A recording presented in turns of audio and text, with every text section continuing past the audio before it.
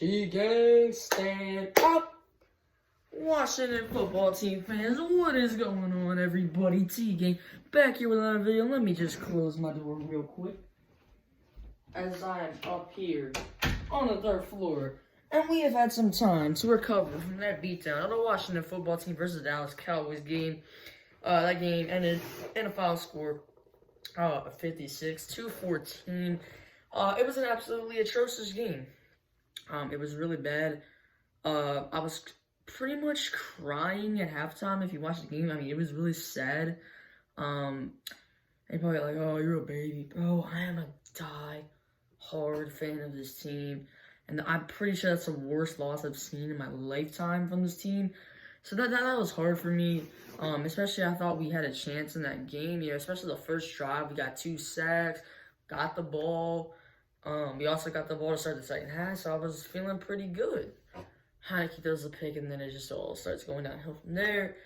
So yeah, we've had some time to recover. That's why I've not posted in a few days, because like it's just so weird. I've never been in this position where I just like can't talk about a football game because it's just so lopsided. Like you can't.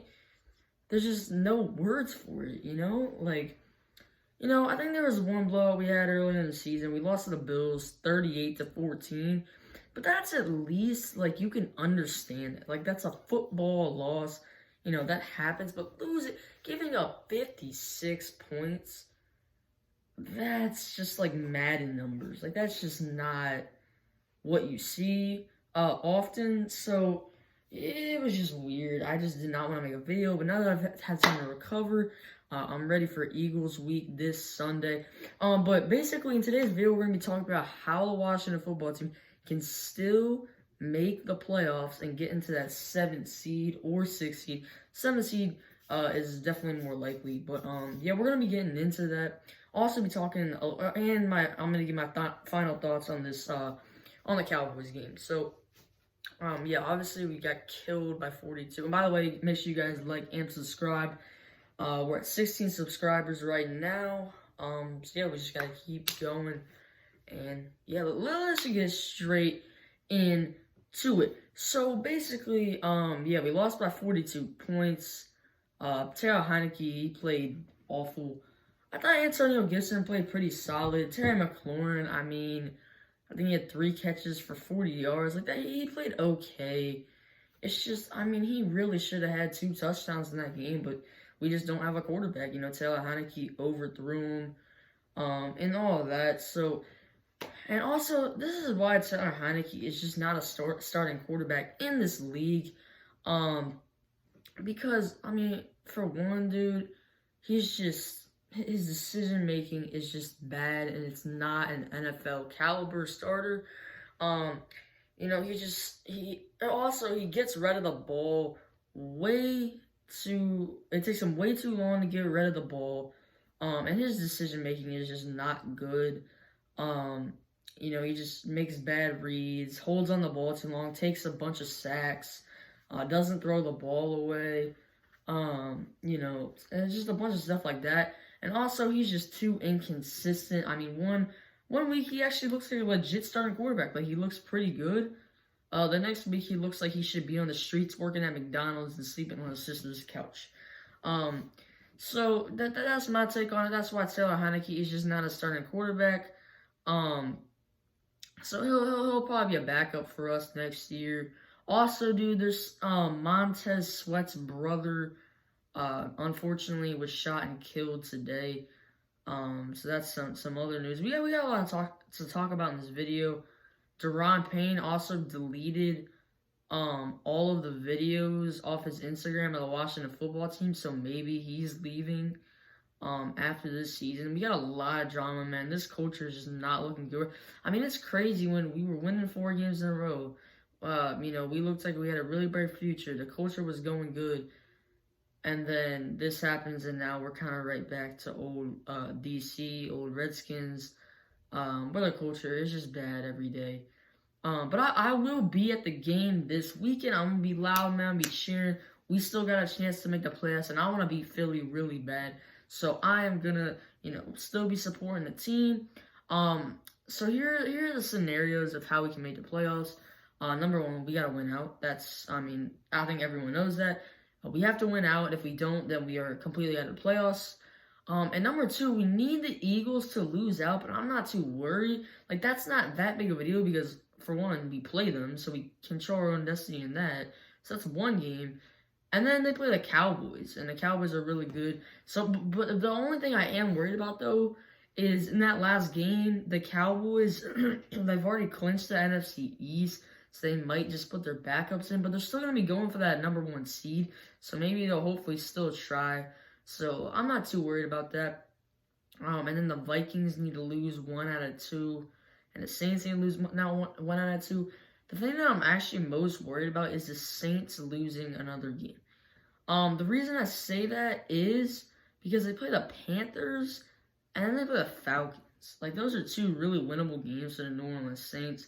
So if they don't lose one of those games, then we cannot get into the playoffs. So yeah, that kind of sucks. But yeah, I mean, I'm not too worried because, like, again, they don't have a quarterback. Like, Taysom Hill, like, they're scoring like 9 points a game, and it's not like we need them to lose out. We just need them to lose one game, and we'll be fine. But the thing is like the tiebreaker. I mean, I guess we have that in our NFC record or something.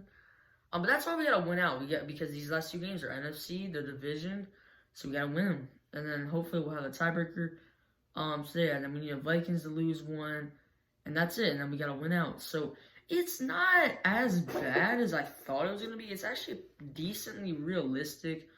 So yeah, I'm still hyped, man, to go to the game. I'm gonna be, tailgating, having a great time. I think it's just me and my dad going. But my buddy Chase might come along with us. We'll see.